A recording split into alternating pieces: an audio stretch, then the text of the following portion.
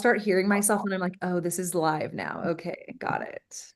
That goes a good thing. I need to say, got it. Okay. As we're going live, I'm going to give it a couple seconds. Thanks to everybody who's tuning on.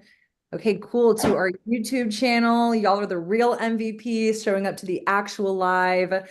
I am super excited for today's live because to me, I feel like obviously we'll get into introductions with who you are, Josh, and your business, MJ Arsenal, but to kind of like set the stage, this is an expert series conversation with Restart Cannabis. We are an Austin-based cannabis brand. Our YouTube obviously has a lot of people tuning in from all over because the nature of our products being hemp derived, we can ship across state lines, which is a super beautiful thing that we have the option to do. With that, our expert series really is just intended to connect our audience, you guys, to really great brands whose products we sell, whose products we personally use and consume. And to kind of, dovetail into the question and kind of setting the stage, I was going to really bring up for me, maybe it's not a question, but, people's first entry into cannabis traditionally is through a pipe, is traditionally through glassware. I feel like it's a very accessible, iconic, kind of device. It doesn't take a lot of maybe for some people, which I'm sure, not to discredit you guys, we're going to get into with Josh. He's going to, kind of walk us through like, what is this little, thing called and why do you need to hold it? So that way you get the right draw, etc. But I feel like it's not, high tech. You don't really need a lot of technology to activate to use it. And so with that said, we're super excited to have Josh from MJ Arsenal here talking about really the whole suite of products that they produce, and especially as it pertains to combusting cannabis. Now, just a little, placeholder, we have had some other partner expert videos talking about other ways to consume vape, herb vaporizing. Obviously, there are different consumption methods, but specifically today, we want to talk about, the standard, your glass pipe, and the graduation between those different devices. So, Josh, I'll let you kind of intro who is Sure. MJ Personal? How long have you guys been in the industry? What would you say is, your elevator pitch from the breadth of products that you guys, offer and bring to market? And feel free to start whenever you're ready. Sure. Ready, set, go. No, thank you so much for inviting me to come on and to share our story a little bit and to hopefully get the good word of cannabis and how to use it out there, how to use it responsibly. That is that in hemp. So MJ Arsenal MJ is Mary Jane's Arsenal. So we were looking to equip all of the consumers of the world with the tools necessary to consume in the most efficient way possible. Our first product was actually called the Wand. It was a bent paper clip in the shape of a cannabis leaf. That was super great for poking your balls, being just a general tool. We very quickly moved into what I'll call our first like real product, which is the Martian joint and blunt bubbler. As you can see here, as you can see there. This is just the charcoal version. If people notice a difference, what the heck's going on, just different colored glass. Basically, I consume blunts as my go-to method of consumption as a younger man in my career. And I always wanted to find a way to combine the smoothness of a blunt or the smoothness of a bong with the full body hit of a joint and blunt. There was nothing really purpose made in the market for that. So as silly as it may seem, we ended up getting a utility patent for it. We ended up doing that in several countries. This product was knocked off very quickly, and there was at one point 2,000 different listings on Alibaba of like even such crudeness of them ripping images off our website with my face on it, on all these crazy listings. So it was an interesting start, but that's kind of was the origin story of MG Arsenal, and that's kind of what gave us our grit too. Like we're definitely a little bit gritty in the sense that we're scrappy marketers. We're scrappy. We all work hard as a team. It's a tight group. And that added more fuel to the fire that didn't even need to be added in terms of seeing people just kind of stomp on what we created in a way. And that was all a reality and all too real in terms of like, that's how the world works in many ways, as crappy as that is. But Yeah. it was a great lesson nonetheless, for sure. Yeah, absolutely. I think, maybe to color in some details for the listeners and viewers, being in cannabis, it's great that you guys have utility patent on your product. The hard part, which not, again, not to go into like the weeds too much, but like as a cannabis operator, like we don't have the luxury of like going and getting trademarks very easily. I think now it's kind of like evolving where like depending on what you're trademarking. So in terms of protecting your intellectual property, it's not as like, yes, to your point, welcome to the world. There is always going to be somebody ready to just jump quick, steal your idea. So you just got to, Sure. keep going with the punches. And obviously, I think you guys have taken like the inaugural product and really, or at least like your, marquee product and really like evolved from there. Great. yeah, like the greatest form of, what is it? Like the greatest form of flattery is imitation. Yeah, So I tell people, yeah, yeah, exactly. But that is so cool. I don't think I knew that about you guys. I guess to start there too, to connect some of those dots. So obviously you're talking about a blunt, a joint, anything that's like pre-rolled, just for people to understand, like you would put it in here on this side, right? Or would you put it on the other side? Nope, you This got side it is right. the So mouthpiece. nope, Yeah. you got it. So you put it on the side that's got the friction, the sandblast on the inside to, Yeah. lock in the joint, blunt, or cone.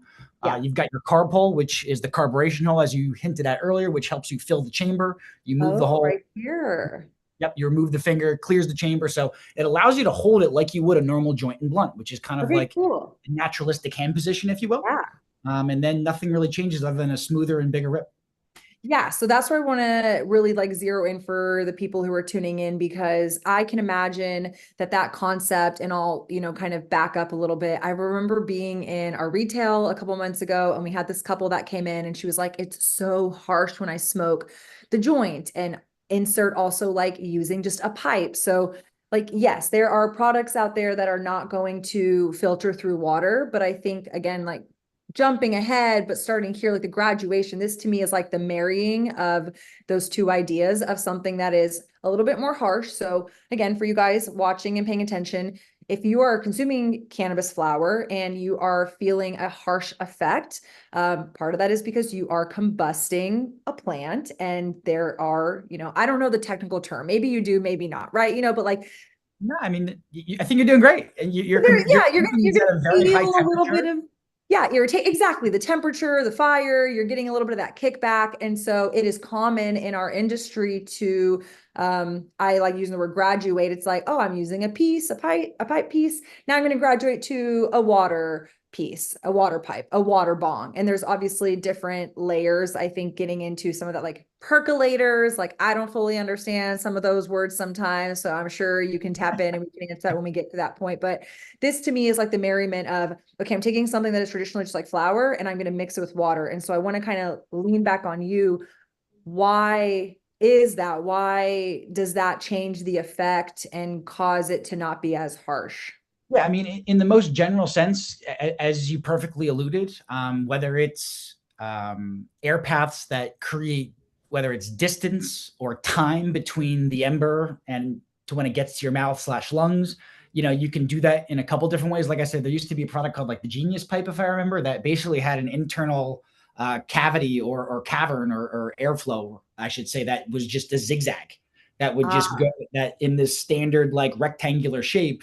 Yeah. It was kind of like the way the intestines kind of fit in your body. It's like miles long or That of it's hundreds flowing of feet long, through if you will. more space to cool the Exactly. air down before it's getting into your lungs. Precisely. So Got that's the way to do it with air and just time and distance. We like to get it right down into the water, which kind of speeds up that process, if you will. There are some people who are like true purists, like those of the world that will use hemp wick over butane lighters, and the Yep. real, I'll just say, purists of the Yeah. world may think that it takes away some of the potency when you add it in the water, but that's not something I've experienced, at least in my experience. Yeah, I wouldn't necessarily say that I felt that either, but I'm also not explicitly the expert. I feel like I'll try anything, but obviously too, it's like figuring like what's going to work best for you. I definitely had the friend in high school, college who was like insistent upon using the hemp wick because it was cleaner. And I was like, then you got to always have the hemp wick, but then like you're lighting Always a the hemp concern wick with like a that. lighter. And it's like, but technically like that's then touching the butane. So there's a lot of options, right? So I think the point to get across for people tuning in is if you are consuming and combusting cannabis flower, a way to accommodate and alleviate would be to flush it through water, or obviously like increasing the space between the air or the smoke and hitting your mouth and hitting your lungs. The So longer the time you can get from the ember to your mouth, the cooler it'll get, or the closer it'll get to room temperature. got it. Perfect. Now we're going to kind of go and dissect. I mean, there's to me, there's not necessarily a lot about a traditional pipe, but I'm sure that there's like you would say otherwise, maybe, but it's a very straightforward piece. Like there's a mouthpiece, and this is the carb, right? And do you know why it's called a carb? Because there's It's a carburation. decarboxylation, but it's Now, not that word. My understanding is so decarbing is a separate matter, even though the word, it's a similar word. The carburation hole, I think, is the actual expression. Like on the patents, you'll see the word carburation, and I think that's Okay. just a way of saying an airport or an air hole, essentially for airflow, that you can control with a finger in this sense, with a Yes. single finger. And so if people are, which is funny, I think I shared before we were going live, and our audience knows this to some extent. And if you're new, hello, hopefully you're enjoying the education that we're providing. Our YouTube has been a really fun place for us to kind of play like dumb question amnesty. And especially with a retail store, we kind of get the best of both worlds where we're getting that real-time feedback from customers. And especially when we first launched in Texas in 2018, connecting the dots between kind of like the legacy illicit world of cannabis and being able to walk into a dispensary type model was like really foreign. And so we would get people all the time who have these questions, and we wanted to make them feel comfortable and safe. And it's like, well, Shayda, how do I smoke a joint? And like, what side do I use? And so I know that this is always, kind of in that same category. People are like, I Great, don't understand. great. How do I hold it? Like, how do I use it? And so just for people to understand, this is the bowl, as we call Right. it, right? And this is where you're going to pack and load your flour in. I say it's best practice to grind it. Absolutely. Although, there's ways to get around grinding, which we also have a YouTube video for that. If you're in a pinch and you like only have scissors, or like I just learned the other day after all this time, the end of a clipper lighter Yeah. has a little grinder on it. Yeah. Yeah. It's It's remarkable. So there's tools everywhere. ingenuity. It's unbelievable. Yeah, so you want to grind it. That's going to allow more surface area for the fire to actually combust and like hit it, right? And then you're going to want to have your finger over the carb. And so now walk me through, because if I don't hold it, nothing is going to really suck through, right? I'm going to put the flame over it, and I'm going It would to work just maybe in not pour. the way it'll work, just not in the way it should. So it'll be more harsh that way if there's more airflow than there should be. Like Okay. airflow dynamics are a whole other thing. That'll be like the 200 level course from the 100 run. Yeah. But yeah, like you said, you cover the hole with whichever finger is most comfortable. That allows you to fill up the chamber in the most concentrated manner possible. So you'll get that really thick, milky smoke that you should be desiring. And then you're able to clear that by removing your finger, which then creates, and a little thumbs up, I guess, which No, then creates that sweeping airflow that will clear that chamber right into your lungs in a catapult style manner, I guess you can say. no, that's very true. It's very catapulty. On that note, and sometimes maybe like on a pipe, I don't experience it as much, but when I'm certainly using like a larger piece, like a bong, let's say, and there's smoke in there, is there like a period for which you don't want to consume that smoke? Because it gets stale, right? Like Sure. is like you want to kind of clear the smoke out. So I'm just trying to articulate and I guess like highlight for people. You want the smoke to fill in there, and then you want to suck it out. And if there's any Yeah. smoke left, you want to, I guess No, like, yeah, it's a great point you bring up, and it's something that I don't ever really hear it getting talked about because it is, well, although it's a beginner issue, like there are a tremendous number of folks that just don't have the experience that a lot of us take for granted, to your point.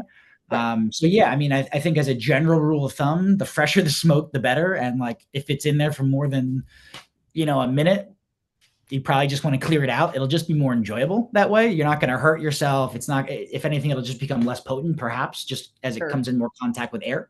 And something about terpenes, which give the flavor profile, as you know, the more terpenes come in contact with air, the less rich the flavor profile will be technically. So it's a couple facets, but yeah, generally you want it directly from the ember into your mouth as quick as you can.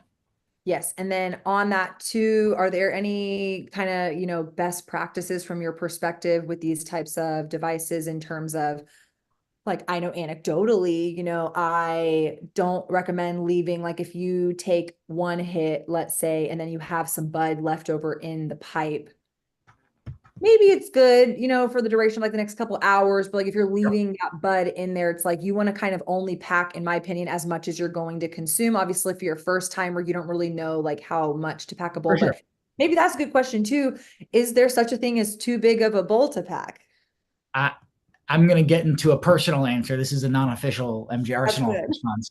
Um, again, I think it's just a matter of quality of flavor. I Sure. don't think it's really a matter of anything else. Like, unless it's completely ash, you probably want to Yeah. clear that out. But I for one, am happy to come and revisit a bowl. It's like seeing an old friend. Yeah.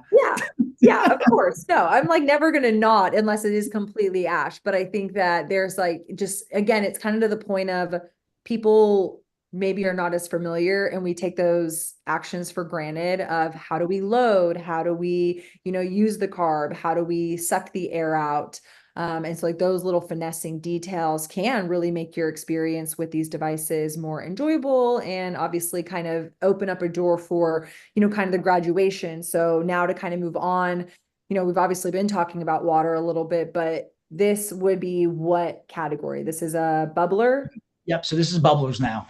So anytime you see that down stem extend from the bowl area Got it. down to the base, that is designed 100% to come in contact with water and fluid, or else they simply wouldn't put it there. So that's like the easiest way to understand bubbler versus dry pipe is there's a downstem versus no downstem. So that's a great way to put water in your pipes. I wouldn't it won't do anything unless you prefer the aesthetic. Sure, because it's not going to actually like pull through it. Got it. There's nothing to depress into the water. Exactly. On these, I think another question that I can notice and hear on y'all's there, maybe they can see on the video a little bit. There's two, are those percolators? Yeah, so the percolator is essentially like the contact point with the water and the smoke / air. So it could just be a single hole, and that's a percolator. We used a double slit and a hole on the bottom, for example, as you pointed out. So that's just going to affect the airflow inside the piece. So if there's too much airflow, for example, it creates a scenario where you've got a much smaller happy medium range of water. Too much airflow, you're going to be drinking the water. It's going to go in your mouth. If it's the right airflow, you'll have a much larger variability of acceptable water that can be used, essentially. I have definitely accidentally drinking some bong water that way. Rite of passage. It's a rite of passage. It happens to the best of us. How do you coach people on how much water to fill? Like I personally am going to say you're not going to go all the way up to the carb line. Just enough to cover the highest entry point. Okay, highest entry point. And does it change if I put more water? And is that where I would maybe get some backfill or? Yeah, I mean, depending on how hard you pull and a couple other factors, like you can go higher than that. Glass blowers have taught me for larger products, but bubblers can be included that, technically you fill it as high as you can to the point just before the water gets to your mouth. So there's definitely different schools of thought. There's no right way to do it other than as long as you're covering all of the ports into the water so that there's not one that would be not submerged. That's the only real non-negotiable part, I would say, if you're a beginner to bubbler. Okay. And so I guess kind of like walking through the next tier from there, I know, again, we've been discussing the water is a filtration, so it's making it less harsh. Is there any reason to go from, and what is the graduation? Is it bubbler to bong? Is there another product? For flour, that would be the case. Okay. Flour. In our lexicon, in our mind, and how we view product mixes and curation of product lineups, if you will, like the dab rig would be the thing between the bubbler and the bong, typically, just in terms of its aesthetic and its shape, its size, more than anything. We kind of think of things in a graduating size fashion. So it's, the one hitter to the hand pipe, to the bubbler, to the dab rig, to the bong being just the largest form factor. Yes. But it's a different substrate product, as you alluded. So it's not for flour, obviously. So. And so you don't, just as a sidebar, you don't filter dabbing. And I say this as like a very, I don't dab. It's a foreign thing for me. Sure. I don't own those products. You don't put that through concentrates is maybe the category I would say. You do concentrates through water filtration? Absolutely. So, I mean, it's not even like it's a secret, but I was gonna say the dirty secret of the glass community is the only thing let me ask you a question, the difference between a bong and a rig. No, you're right. Now thinking about it, because we do at Restart have some, it's just the bowl piece would be different because the bowl would be for a concentrate, but the rig, like you're saying, would be the same rig that would be for a bong. So, one of our products called the Ursa dab rig. This is one of our first dab rigs that we made. It's a little small, little cutie. But it comes in this box, right? So it comes with a piece of quartz. If this came with a flower bowl, Well, you bet your butt this is called a bong all of a sudden, Yes, yes, instantaneously, right? So yes, for sure, it's for funny sure. how that it's more categorized by what's included with it more than anything Yeah. else. No, that's a fair classification. On the graduation between a water pipe and a bong, is there any difference other than size? Some bubblers, for example, like the one that you had in your hand, the fulcrum right there, Mm-hmm. that has the carb hole, as you mentioned. The Mm-hmm. alternative to that would be it having a slide. So something that Oh, you could good remove. point. So there are bubblers that do have removable bowls. Um, so the differentiator between bubbler and bong or bubbler and water pipe, depending on which state you may be in, would really Water be the pipe. size of the piece. Got it. Okay, that's fair. Can you show us that piece again? Because this is, I think this This is is the small unreleased. I'm supposed I to have. show that. Yeah, you gotta show it. I want to see it. Oh, this is not released yet? Nah. Oh, well, I was just gonna say anything that you have. I mean, hey, sneak peek, everybody. I was So we got just wanting you to show just like a size of like what people can expect, like going from like a bubbler to like a bong and talking a little bit more about the sliding piece. Like that's the bowl. So the bowl is sliding out. so this is a non-slide piece similar to what you had. Excuse me. Right. So you're loading it and then you're Carb hole, lighting the cleaning it fire. out. Yeah. This you would light it here. Your mouth would go up here. Uh-huh. Water action percolation going on down here with the downstem. As you can see, this is removable. And then all you would do, instead of having a carb hole, you remove the slide or the bowl, and that Right. is the carb hole because all of a sudden you've got a large hole flowing air right through the sucker. That's right. Very cool. I am like, again, one of those is like where like I'm using these devices all the time, but then like actually like slowing it down and walking through it, it's like, oh, that's right. That is the difference. There's Kind art to of, this. Okay. yeah, it made me think of cleaning pieces, which we were kind of teasing out in some of our, promotional stuff around this topic. But I do think it's best practice no matter what you're using to consume, but especially when you are consuming flour, right? I think that there is part of the process that happens with the flour is the resin kind of, sticky mixture gets caked on into the pipes. Sure. Um, I would say from experience, these are easier for me to clean because I find sometimes that the downstem is not as easy to get around. And Sure. so the quicker and cleaner, maybe not cleaner, the quicker and more frequent you clean, the less buildup is happening, right? And obviously that buildup is related to how often you're consuming. So is there any best practice around cleaning? Any, kind of tips or tricks? I know we have a video on our YouTube that is cleaning with, rock salt and isopropyl alcohol and putting it Yeah. in a little baggie and shaking it up. But like these days, I feel like I see people who have like bowl stopper so you can Yeah. kind of shake the whole little piece up. So I mean, the answer can be like replied in many ways. I mean, I think the biggest factor variable is how quickly you need it clean. yeah. Because the reality is you can just let it soak overnight typically in like an Oh, iso sure. alcohol, like you mentioned. So if you're not in a rush, it really does the work for you. Like gravity does the best job of cleaning than anything else that I've seen. If you're feeling bold, and this is not me recommending, this is just I heard this from a friend, and I think it might work pretty good. For iso alcohol, if you warm it up really gently and carefully, Okay. that can make this gunkiest of resin gunk turn into like warm butter, essentially. Oh, So okay. be very careful because it volatilizes very quickly if you were to put it in a microwave or anything. So I don't recommend that. But if you Okay. were to want to test Oh, something like perfect. that out, warm ISO is incredible. Okay, interesting. Good to know. Yeah, I feel like I'm the, shoemaker's child where I'm like, you guys should totally clean your pieces. And then I go home and I'm like, oh my gosh, they're all so dirty. I should just get a new piece. So I unfortunately have just like the rotating of You're, like, we're no you know longer a few using people. You're in the business. You can her. just like get a new pair of sneakers each week, and it's no big deal. Yeah. Like Miss Nike over here. Yeah. No, but I think it's really important to encourage people too in that front. It's kind of the like, oh my gosh, like where did this get dirty all of a sudden? It's like that's because there is a very much like cause and effect when you are putting the plant Absolutely. matter in, you're combusting it, it's getting gnarly. You want to just make sure that you're keeping your pieces clean. Also, I think it's important to highlight for your health. I think, as cannabis operators, experts, consumers ourselves, there's a little bit of a like people are like, well, smoking cannabis isn't, healthy. It's like, yeah, but smoking, which is why I like to recommend it in certain situations, obviously like preference if you don't want to smoke, like if this Sure. is like, you know what, I don't want to smoke, that's okay. I'd be like, you're good. I don't want you to smoke either. But for people who are looking for like a fast acting, feeling relief with cannabis, oh my gosh, smoking 10 out of 10 is going to be the quickest way for you to feel the relief that you're seeking.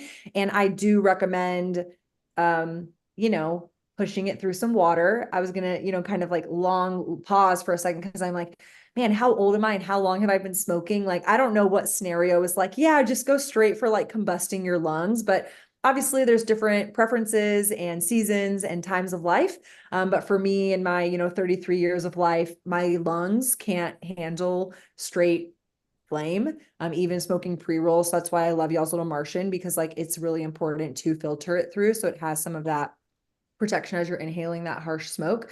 But just reminding people that it is a plant that has, some properties. And when you smoke it in your lungs and as well as in your pieces, you want to keep it clean because you're inhaling it at the end of the day. I mean, by So nature, there's a chemical reaction happening when it's on fire, so that's going to create byproducts and other things that will gunk and beyond. I'll add one more to the combustion side of things. sure. One of the reasons I love combustion most, and why I think had an affinity toward it out of the gates, that's the highest you're going to get.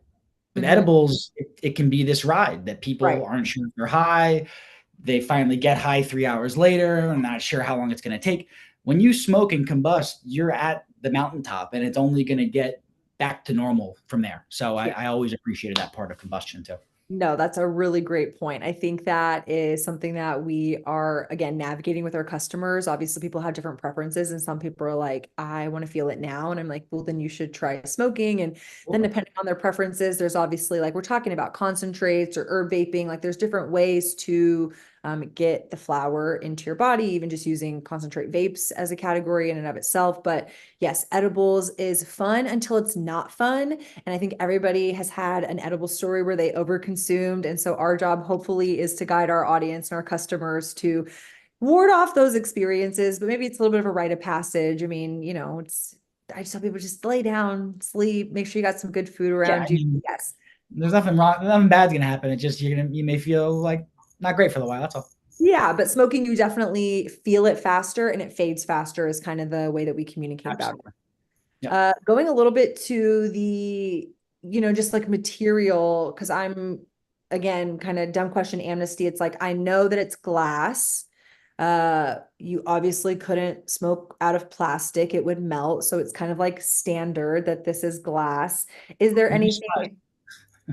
Well, yeah, you're right. I should say that I've been to some champs shows like we talked about, and there's some funky products out there. So I won't be selling anyone, but yeah, there's some. Am I allowed to curse? There's some bad shit out there. I mean, yeah, there's some bad shit out there, which is why you should, if you want to combust, you should buy MJ Arsenal. You should shop through Restart. Come visit us in our dispensary in Austin. We've got a beautiful lineup of all these different types of products. So again, it's like sometimes it's price conscious, sometimes it's preference, sometimes it's like, well, hey, I'm just going to start here because I don't know anything, and then like, or that's the most familiar because I watched it in a movie, or my buddy owned that piece, so I'm just going to get what my friend has because it's sure. convenient and makes sense to me. But being able to have people come in store and ask us these questions, obviously this conversation is an extension of that. So thank you again so much for sharing your time and expertise, because we just want people to know. We want them to know what their options are. We want them to feel confident. There's not a, like I feel there's still this stigma, especially in places like Texas, where I remember growing up and going into the smoke shop and being like, what's that? And like, oh, that's a bong. And they're like, you can't say that. And it's like, no, we want people to know what they're called, and we want to encourage them to have that curiosity. And so being able to ask and answer questions in that spectrum is a really sweet spot to help people on their Candy Curious journeys. 100%. But kind of going back to glass, like, is there anything? You don't know about the material itself? Yeah, yeah, just like why glass, other than I can understand, but glass does get hot sometimes. So it's Yeah. like, So just like like what the material, like what about it in glass? What glass, is glass? there's basically like two varieties of glass for all Okay. intents and purposes. There's borosilicate glass, which is what you Know have in your that. hand. Yes. That's what most people will consider like lab grade glass, like the Erlenmeyer flasks that people would use literally in laboratories. That's truly made of borosilicate material. Yes. It has the highest ability, the highest range of ability to withstand temperature changes. Got it. So it's as shock resistant when it comes to heat and temperature as it possibly could be, versus soft glass, which if you've watched the show Blown Away, or if you've been to like hot shops or what they're referred to, that's called soda lime glass or soft glass. That's what beer bottles and alcohol bottles are made of. Like any kind of non-borosilicate glass, it's going to be considered soft glass or soda lime. That has much different chemical properties. It is far less stable. There are absolutely smoking apparatuses, water pipes, bongs, bubblers that are made of that. Those are just more of the standard. I always call them like the headier looking pipes, but those are your standard, more economically priced pipes that you would see in the shop versus the borosilicate versions that are most of the glass brands we know of, like Rohr and Illadelph, and kind of the titans of the industry are all borosilicate glass. Yeah, I've definitely heard of the term borosilicate before. Did not necessarily know the term for more the heady glass being what did you say it was lime? So Soda. soda lime is like the typical. It's soda lime. Yeah, it's like literally lime mixed with like raw glass, raw silicate.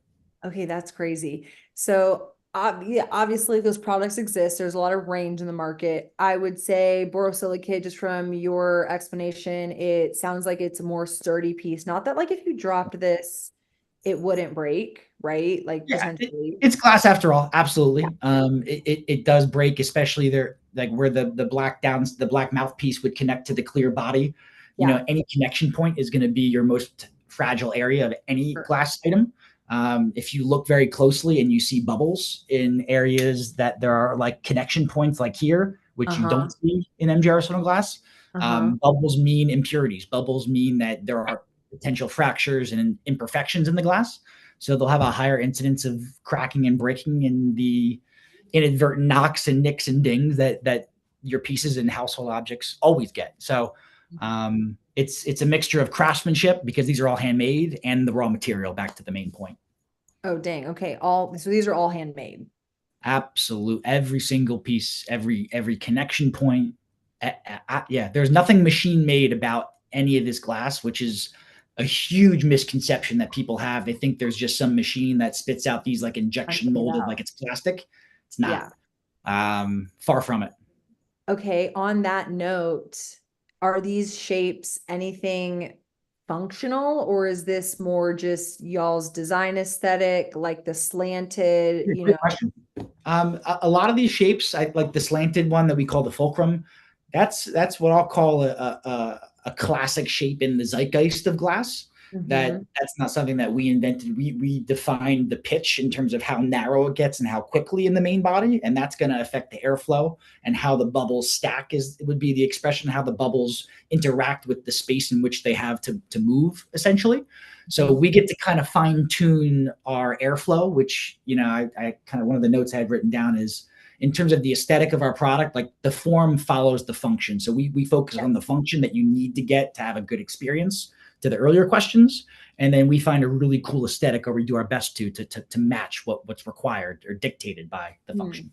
No, yeah, you guys have done a really good job. I love seeing the shapes, and kind of like a secondary segue into that, because I'm honestly so curious. I see colored glass. But there's also like a range. Like there's certain colors like I just don't see, and some that I see a lot of, and I know You a know your little bit shit. of You know history. your shit. Yeah, I know a little bit of like the sourcing. Like for a while, we really wanted like a red pipe because we're restarting, we're red. Good luck. And so I would love to hear from you, going into the colors. You didn't just bring up red glass on this call. You didn't just do that. I'm so sorry. That's actually that's splendid, and I'm literally like dying inside that you very much, for everyone who's listening. This lady knows her stuff. Okay, don't kid around. Not that you didn't think so before, but Oh my this gosh, is thanks, Josh. this is some expert level glass questions here. This is one of the only samples I've ever had made that was red, that worked. It's so Um, pretty.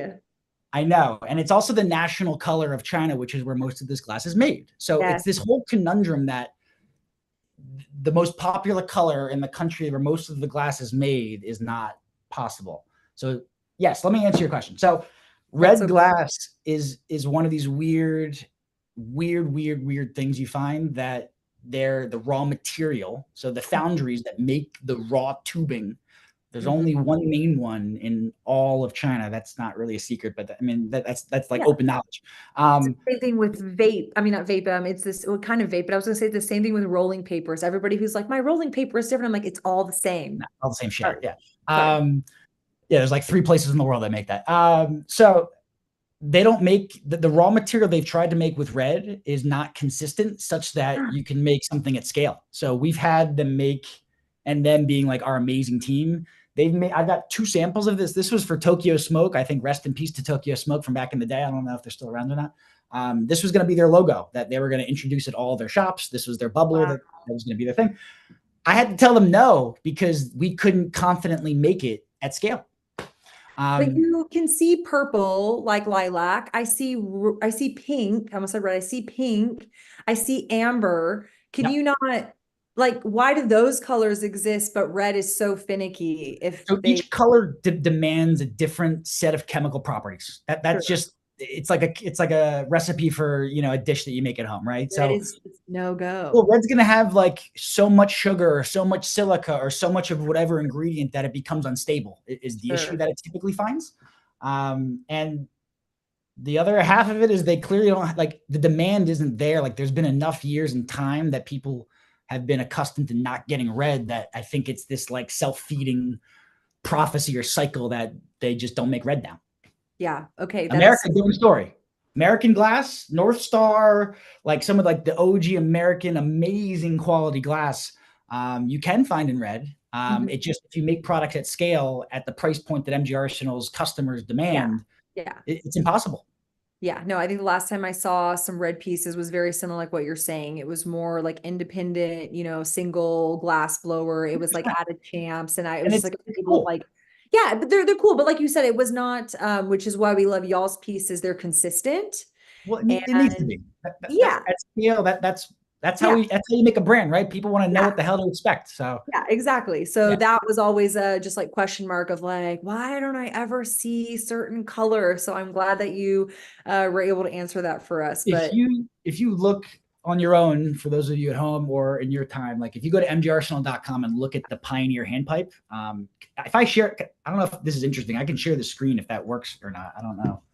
yeah, if you can share screen, I don't know if it has permissions, but go for it if it If lets I you do can, it. I'll try it. Just because like we offer colors. And again, this will be like a fun little like insider info thing. Yeah, The colors we offer are basically all the colors available in China on got it. a steady basis. So it's here we go. Hell yeah, technology. Is that working or not? I don't see it. Oh, I think there is a Really? permissions thing. Anyway, everyone take my word for it. Go to their website, That mjarsenal.com. Yeah, so you can see on our pipes the colors that we offer. Those are the most consistent colors that you can find on a consistent, steady basis in China. And it's no surprise that most brands that I'm not going to name other brands. Yeah, I see again, yeah, like you said, like a consistent-ish Also, color. Yeah, for sure. That makes sense. And I guess not to get too controversial as a final question, but if people know me, they know I love to be controversial, but it always is like rooted in truth.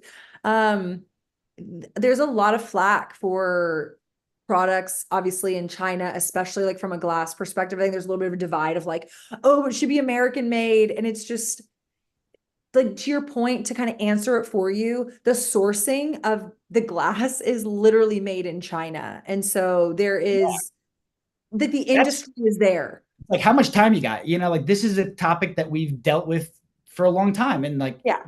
MG Arsenal has our newest product drop is called the Maker's Pass. And we Mm. identified 2 local artists, Andy Roth and Richie Gage, 2 Mhm. content creators in America.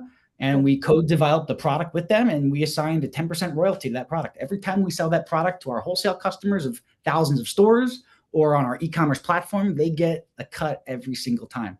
So first and foremost, MG Arsenal is a brand that loves to support local. But in terms of the import glass, we went with the Martian to 2 of the top domestic glass Mhm. manufacturing shops, one in California, one in North Carolina. Um, both of them gave a similar answer that the artists that work for them wouldn't take this project on as it would essentially be sucking the soul out of their artistic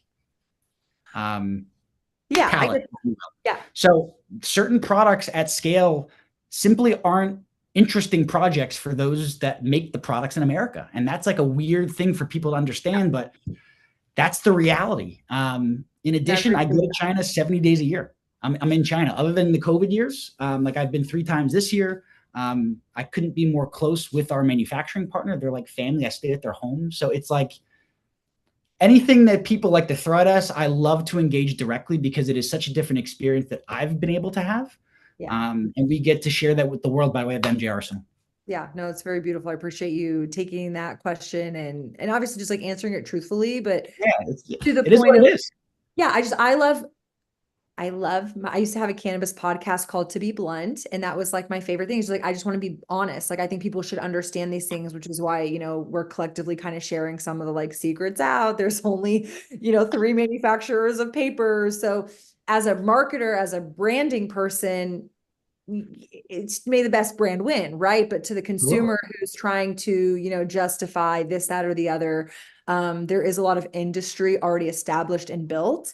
And that is not necessarily America's sweet spot, is to be manufacturing at scale. With these phones, all the Right. things that we have to ship post on, Right. like this ain't made in America. Like there's a Right, reason. right. It's just like the pick and choose. I think people will become a little bit more invested because like, oh, it's cannabis and it's personal. And obviously like you want to support the local grower. And then it's like, oh, but my piece is coming from blah, blah, blah. It's like, yeah, there's got to be another argument, another battle, another, Someone thinks that cross the eye on.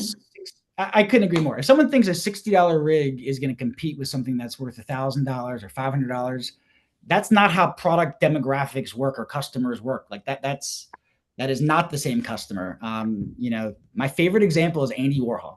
This is someone who pioneered the contemporary art world and had his actual hands on so few, if any, of these prints that are now selling for there's hundreds of these prints, thousands of certain prints that his team made to his spec, but he didn't touch the shit.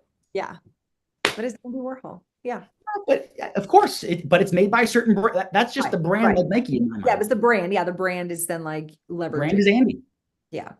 So, No, I digress. I'm done. Yeah, sorry. Sorry if we ruined anybody's day, but also if you want a really beautiful glass, MJ Arsenal. No, but seriously, we couldn't be bigger fans of you guys. Anytime I see your team at shows, they're always so generous, so kind. So thanks for, you extending yourself to be on our expert series and answer questions that hopefully are relevant to our listeners, to our audience, to our viewers, because that's why we're doing this. We just want them to feel, a part of the journey, no matter what stage and step they're on.